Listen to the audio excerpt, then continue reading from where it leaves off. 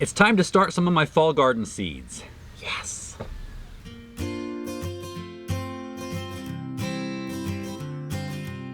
Hey, I'm Brian with Next Level Gardening. If you're looking to join an online garden community that offers tips, tricks, and support to help take your garden to the next level, you're in the right place. Get started now by clicking subscribe and hit the bell so you never miss anything. Now let's get growing. Let me know in the comments below what seeds you're starting now, and I hope you're doing a fall garden. So today is the day to start some of my fall garden seeds.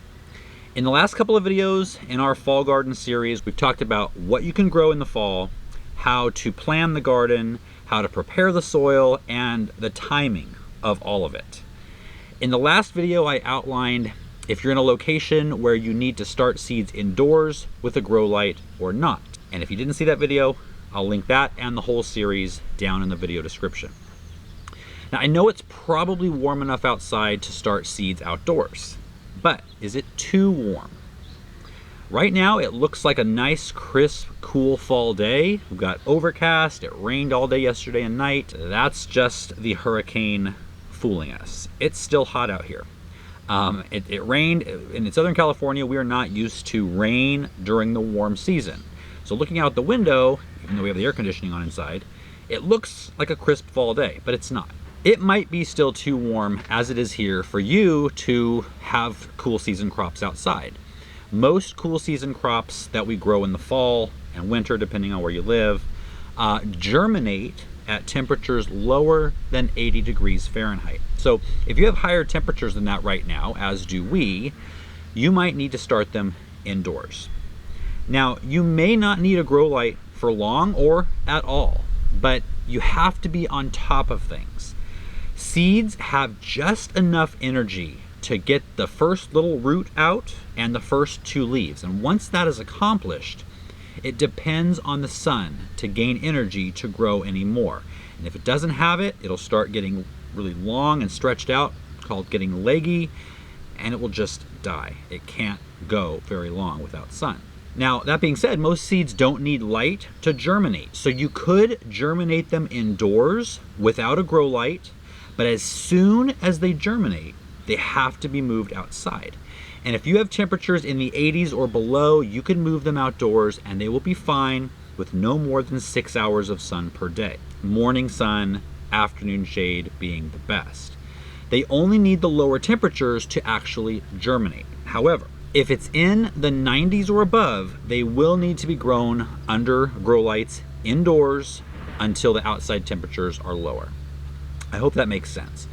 So that is where we are here, finally out of the hundreds and the 90s and down into the low 80s for the foreseeable future. So I'll be starting seeds of crops that take a long time to grow, like brassicas, broccoli and cabbage to be exact.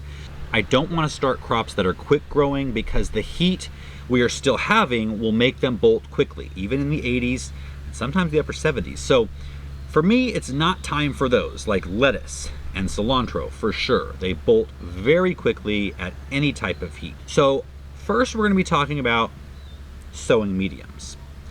One of the most popular, especially here in the United States and Canada, is peat moss. Now, peat is kind of a hot button issue depending on where you are in the world. If you're in Europe, peat is something that is outright banned in some places, a lot of places. Peat bogs in Europe are in danger of becoming extinct, and that's because over the millennia in Europe, peat bogs have been farmed primarily first for heat, and then probably in the last 100 years or so for all types of gardening purposes. And it has become way over farmed. And again, they're really trying to conserve now by banning peat in gardening over there. Now, in the United States and Canada, our peat comes from the Canadian peat bogs, which are enormous.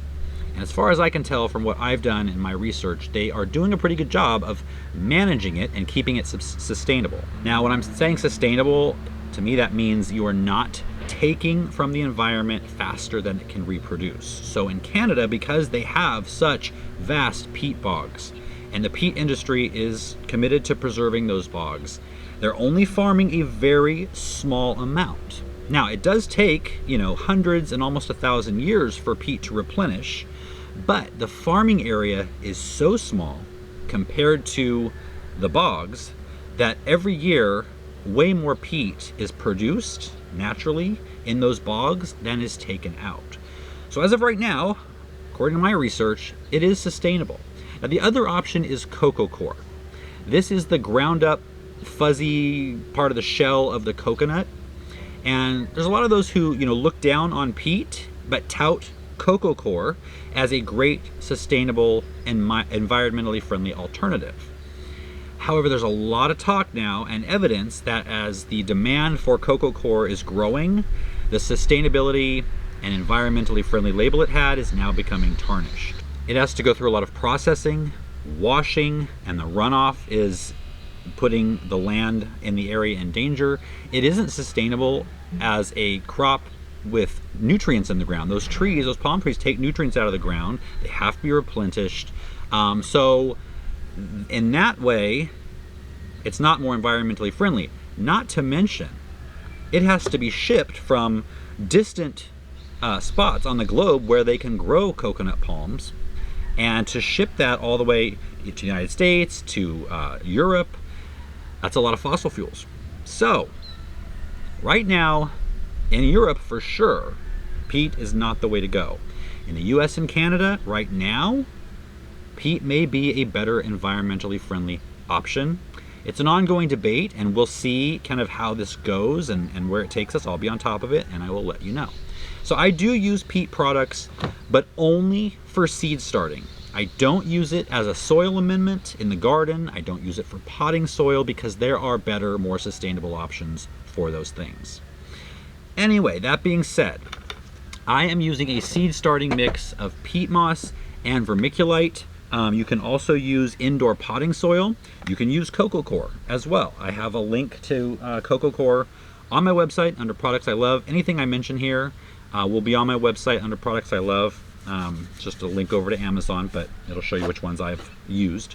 Another way to do things is with peat pellets. It's a great option for beginners, and rather than filling up a container and sowing your seeds, they have peat pellets, and they come in different sizes. They're very small compressed discs of peat with a biodegradable netting around them, and when you put them in water, they soak that water up and become plantable. There's just a little hole in the top, kind of make it a little bigger, put your seed in there, keep it moist, and you can take that and then plant it directly in your garden. You don't have to take the biodegradable netting off. However, I have found that it doesn't biodegrade in one season.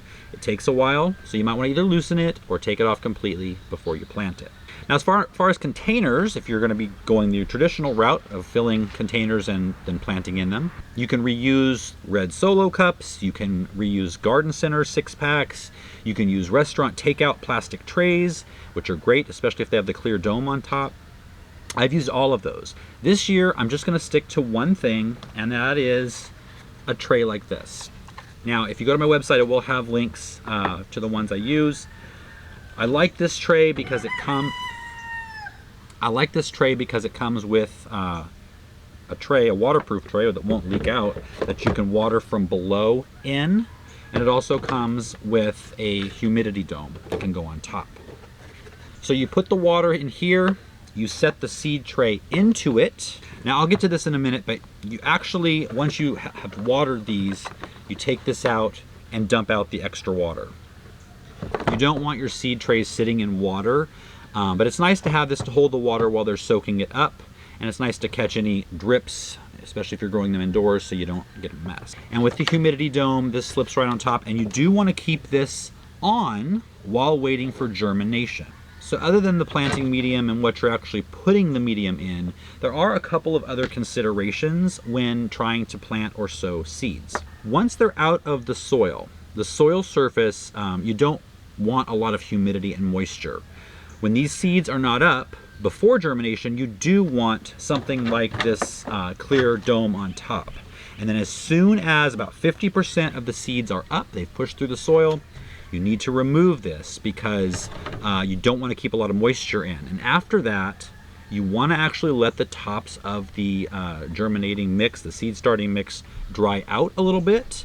And that's going to keep things from damping off Damping off is like a little problem where the seeds at the very base of the stem kind of wither and the whole thing flops over and dies.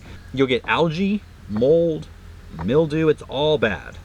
And you'll also encourage fungus gnats. Now fungus gnats, if you've had them before, they're a nuisance. They're no fun to deal with, especially indoors. And they like to lay their eggs in wet soil. So if you keep the top dry, that will diminish them. I do have a video on how to get rid of those. I'll link that down below if you do have it.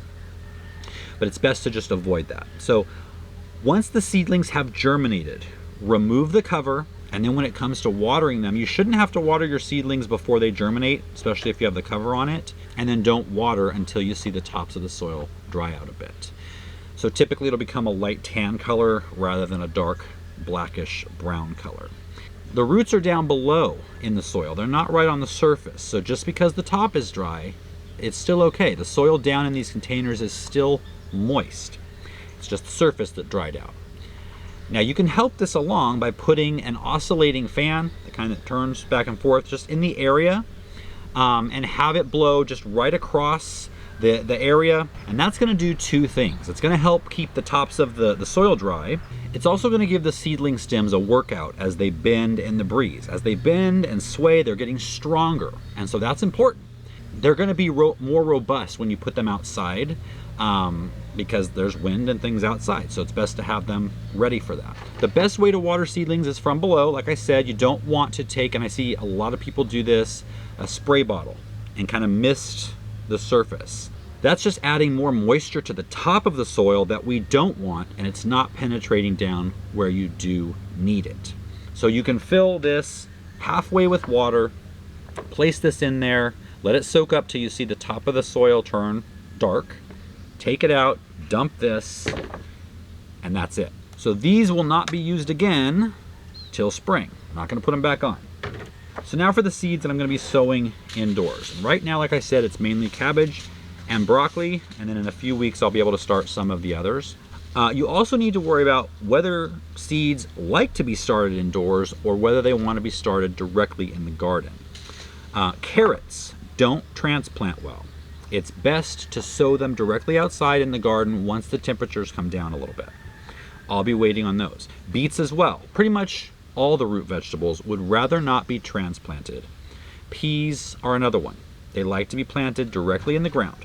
The good thing is all of these that might have to be started later, once the cool temperatures get here, they are very frost hardy. Now with peat, cocoa coir, it comes in bricks and you just soak that in water and it starts to expand and fall apart. You can kind of help it a little bit with your hands.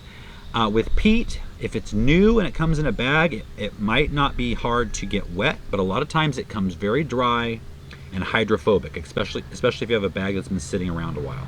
If it comes to you semi-moist and not completely bone dry, then it's just kind of easy to put some water in there and massage it around and get that water mixed in. If it's completely dry, peat is hard to get wet.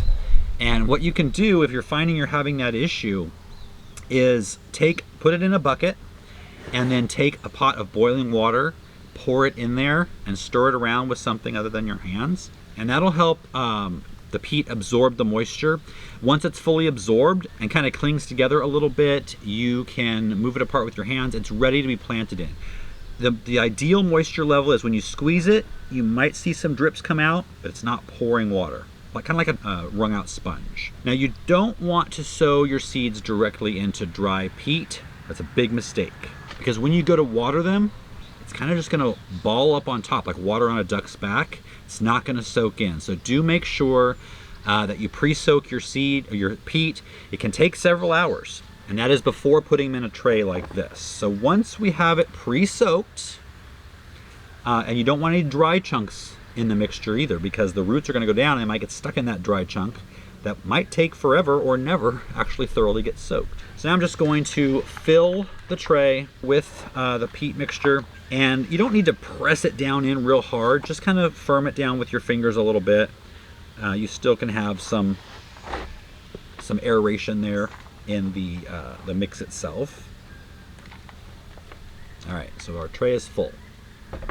So I'm going to be sowing 4 different kinds of cabbage. I'm going to be sowing red acre cabbage, golden acre cabbage, the late flat Dutch cabbage, which I grew last year and it did really well, and this purple Kylabos cabbage, which I've grown before as well. It's just a cool shape, and if you're making sauerkraut with it, it makes a really pretty color sauerkraut. And then for my broccoli, I'm gonna just go with my old standby that I grow every year, and that is Lieutenant. And you can see by the picture right here why it's my old standby, because it works very reliably for me every single year. Oh, I'm also going to be starting some green onions, some bunching onions from seed as well. So for the things like broccoli, cabbage, we're going to be station sowing those into little cells like this. Station sowing just means each seed gets their own little spot. Now when it comes to bunching onions, or regular onions, if it was time to do that, I would be planting or sowing all of them in a pot like this, or a flat tray, just a flat space where I could sprinkle hundreds of seeds in this here, and then just press them down and let them germinate. And once they're 3 inches tall, for bunching onions, I can just take out a little handful, a little fingerful at a time, maybe 5 onions or so, plant them directly in the garden in groups like that. For something like bulb onions, where you want that globe, you'd want to take each individual onion by itself and plant them in the garden. And the good thing about onions, they don't look it, but they are very sturdy. They look like a blade of grass, but they're really strong and they transplant really well.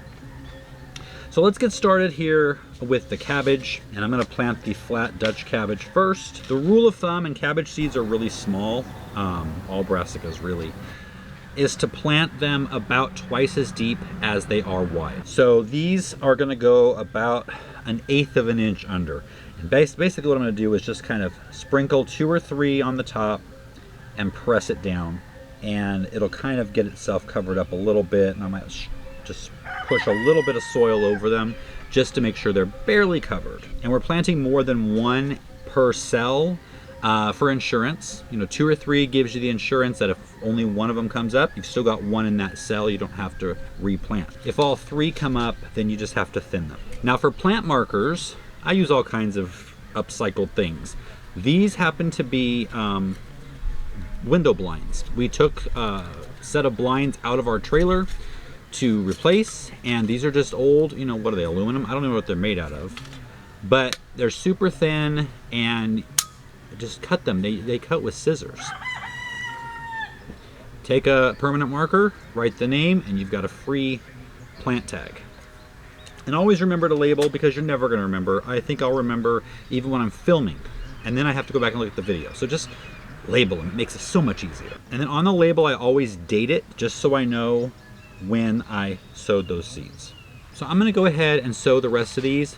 I'm not going to have you sit here and watch me. I would rather you spend that time getting out and starting your own. So if you're doing a fall garden, let me know in the comments below. I really hope more of you are doing it this year. It really is the best and easiest time of year to do a garden. Again, if you're running a little late, and go back and watch our previous videos in this series, you can always get nursery transplants to get yourself a little bit further ahead of the game if you've got a shorter growing season than some other people do. So anyway, thanks for watching. If you learned something, please give the video a thumbs up, hit subscribe if you haven't already, consider sharing this with a friend, and I'll see you guys next time.